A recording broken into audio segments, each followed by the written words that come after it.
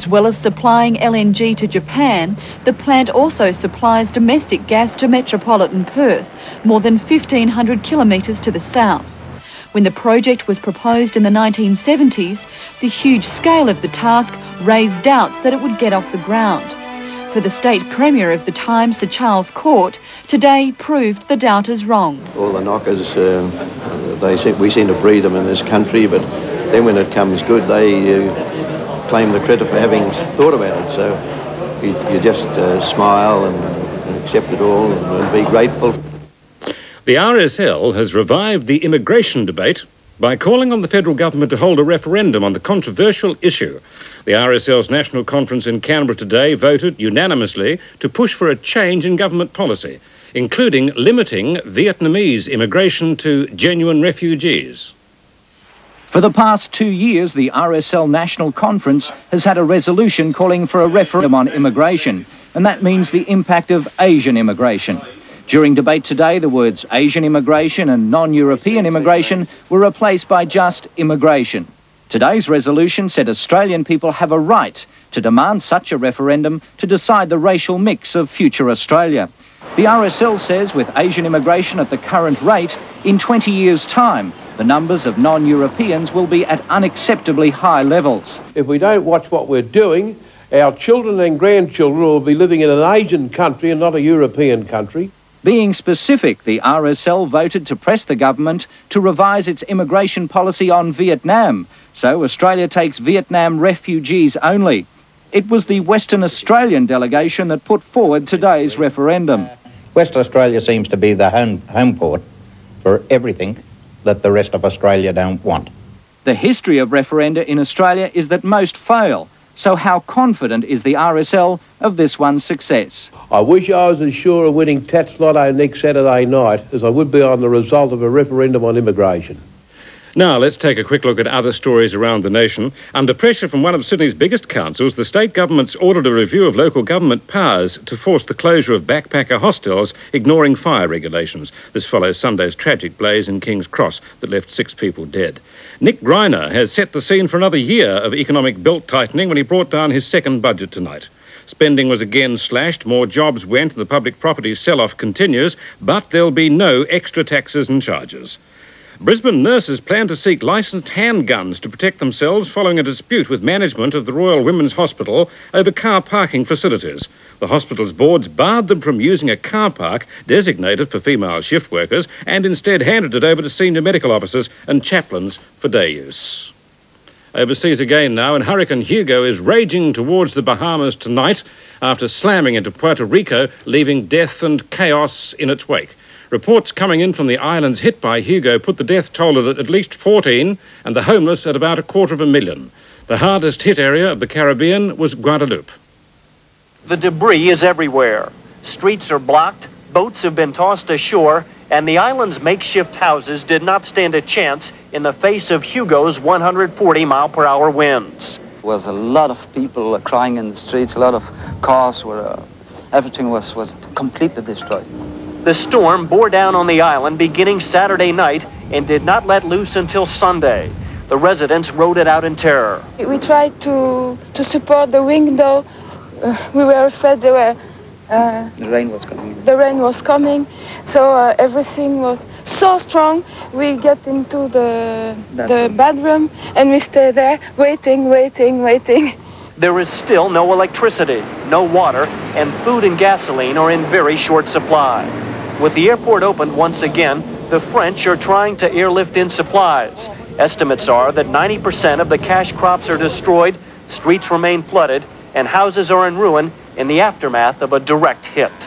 President George Bush has brushed off reports that Colombian drug barons may have targeted him and his family for assassination. The former CIA director says he has great confidence in his Secret Service.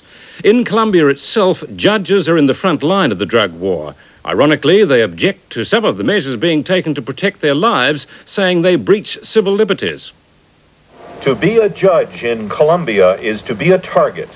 Antonio Suarez is one of them.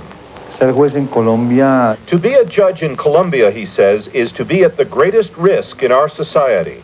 You are confronted by the threats of organized crime on a permanent basis. About 220 judges and their aides have been murdered in the past decade. Hundreds of others have quit their jobs in fear. There have been 8 ministers of justice in 3 years. These judges must learn to defend themselves. There are about 3,000 criminal court judges in Colombia, but the system is in a shambles. In a country where there are more murders than in the United States, only 1 out of 100 is solved.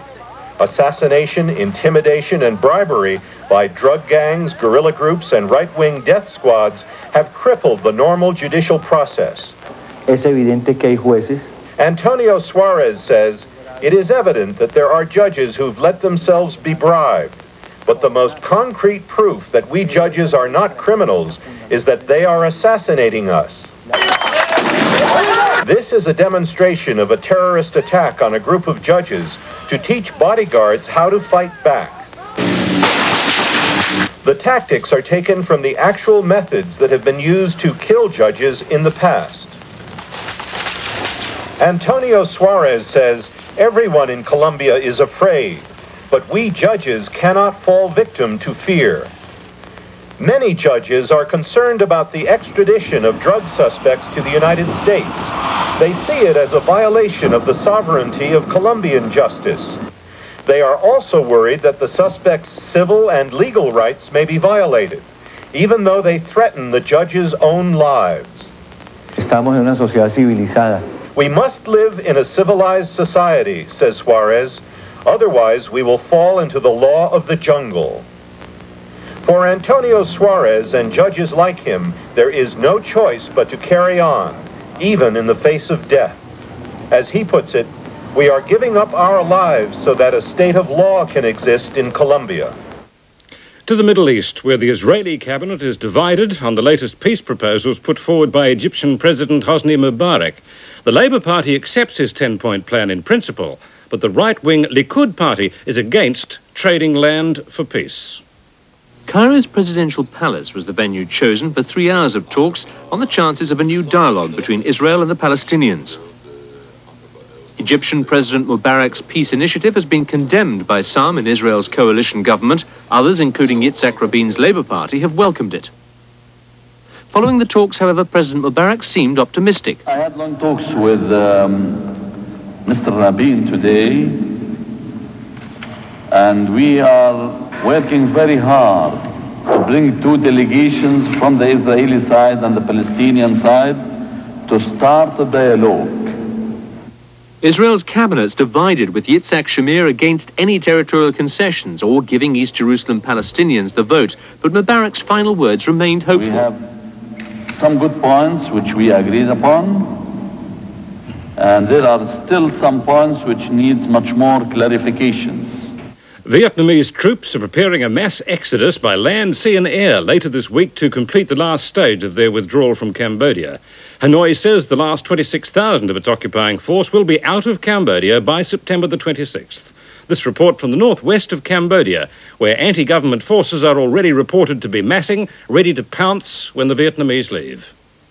It's a 3-hour journey along the same lonely road which the Khmer Rouge retreated after being overthrown by invading Vietnamese forces a decade ago.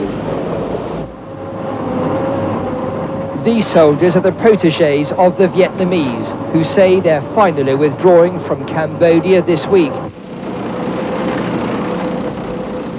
Their invasion raised fears around Southeast Asia about Vietnamese expansion. Our destination is Poi Phet, a devastated town on the border. The regime brings us here to emphasize the extent of its control. Our Cambodian escorts tread warily. Outside the white lines are unmapped minefields.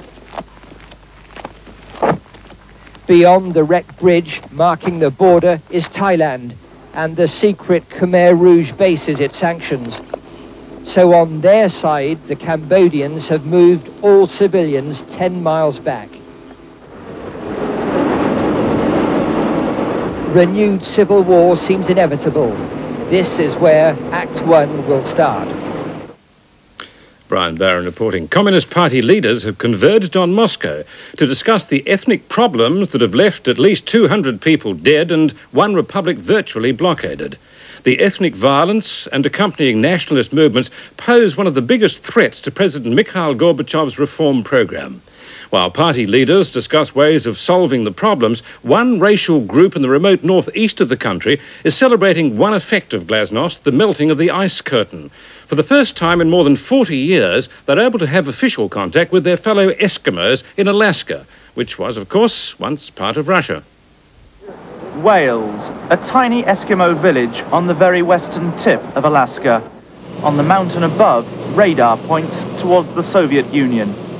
In any superpower conflict, Wales would be in the front line.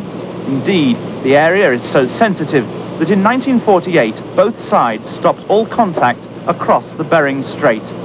Nowhere has the Cold War been colder than here, the so-called ice curtain. You can just about see the mainland of the Soviet Union, 60 miles away. But for nearly 40 years, there's been virtually no contact between the two peoples across the Bering Strait. Politically, they might as well have been just like they are on a map, at opposite ends of the Earth. Whereas before 1948, Eskimos had crossed the Bering Strait freely for social and sporting get-togethers, suddenly Eskimo families were cut in half by superpower politics. That means we couldn't in the past travel to them to visit or to do any trading or anything of that sort. But now the ice curtain is being melted by glasnost. On Saturday, a party of Soviet Eskimos arrived in western Alaska for a joint Eskimo Elders Conference. Such east-west contact may be commonplace in Europe. Here, it's totally new. Nome Airport had to bring in a special immigration official, though this weekend, the American and Soviet foreign ministers will sign an agreement allowing Eskimos to cross the Bering Strait again without visas. Eskimos from both sides are exploring possible family ties through their common language, Siberian Yupuk. And Sergei Nanukhtak from Siberia and an Alaskan Eskimo, Tim Gologorgon, suddenly found they were distant cousins. Like his father is my clan's men, from the same clan as my father came from. 20,000 years ago, the Bering Strait was land. People who came across from Asia were the first American immigrants. Anthropologists and naturalists studying this beautiful wilderness may soon benefit from glasnost too. Soviet and American officials are planning a joint conservation area, spanning icy waters that politically are now much warmer. And on a lighter and warmer note, fantasy can pay off in more ways than one. Queen of romantic fiction Barbara Cartland, who's already made several fortunes in what seems like several lifetimes, is set to amass another by selling the secrets of her style of writing to budding authors. For a mere $400, her customers can find out how to rip the thin veil of silk from her pounding successes. Barbara Cartland's lifestyle is as lush and flamboyant as her books. She cultivates an image of romance that's seen her compared to a pink, rather oversweet meringue. But there's no doubting her success. She's written 498 books and has sold over 500 million copies worldwide. Such is the power of the Cartland name that local butcher shops offer customers copies of her works with every purchase. She turned round as he came into the room and looked at him in surprise because she was not expecting him. Hers is a unique style. Secretaries work in shifts to keep up with her quite monumental output. A new book every 7 days. And I tell a story, and I see it all happening. It's all happening to me, and that's why it reads true, because it is true. Now she's decided to share her secrets. Her writing course, she says, is designed to continue her tradition, not that of some competitors. What really spurred this off was, I was so shocked at Joan Collins' book, which I was asked to review, otherwise I wouldn't have read it. I read 30 pages and I couldn't read it anymore. It was absolute filth. Filth, sewer filth. Love may be a business, but Miss Cartland prefers her heroines to be virgins, at least until the last page. And then his kiss became more passionate, more demanding. And then she knew he was carrying her up into a special heaven, which God has made for lovers. How many words? That's 6,900, Miss Cartland. Come on, walk in, boys. A vision in pink. Mystery writing, too, is a good money spinner for those who know where the market is. One American woman has found a veritable gravy train for her whodunits. It is not quite the Orient Express. But 75 people are paying $85 apiece to take part in a murder mystery aboard a reserved train car from Chicago to Milwaukee and back. We are here to deduce who amongst us is in fact the murderer of Frankie Cappuccino. In this whodunit, all the passengers are given characters to play while they figure out who murdered the mobster. How about Frankie's scheming sister, Christina Tina Maria, or her rattlesnake of a husband, Giuseppe Vino Bordolino? What's the matter? You don't like me? As the train rumbles across the countryside, detectives jam the aisles, quizzing suspects for clues. I don't think you're telling the truth. Oh, everybody likes a mystery. Dawn Amundsen began writing mysteries for private parties 15 years ago. Now her company books 75 murders a month aboard trains, boats, and planes. She is making a killing. When we first started doing murder mystery, I would say that we were doing about $25,000 for the year. And at this point, we're at about $3 million. At a Milwaukee restaurant where the passengers have stopped for lunch, the Cappuccino plot thickens. This is the last will and testament of Frankie Cappuccino. A hitman lurks in the kitchen. Soon, the suspect list is one name shorter. Oh my God! Giuseppe Bordolino is dead! Back on the train to Chicago, the novice detectives finally finger the killer. You, Christina Tina Maria, are guilty. After 200 miles, the Cappuccino case is closed. But another scoundrel is scheduled to die under mysterious circumstances on this very train next weekend. A well-trained writer? Now the National Weather Summary. Unsettled conditions ahead of a cooler change crossing New South Wales should mostly clear tomorrow. Some showers and storms are likely, mainly about the northern coast. Centres further south should be fine. Occasional showers are forecast around Perth, but more fine weather is expected elsewhere in Western Australia and the Northern Territory. And that's how Tuesday, September the 19th unfolded, and we'll leave you tonight with a really first-class ray of optimism. In China's remote northwest province of Shanxi, wildlife researchers have made a rather rare discovery, a panda mother and child in the wild. It's estimated that only 1,000 pandas now survive in the wild. He can't see, I wonder what's wrong with baby. My baby just cares for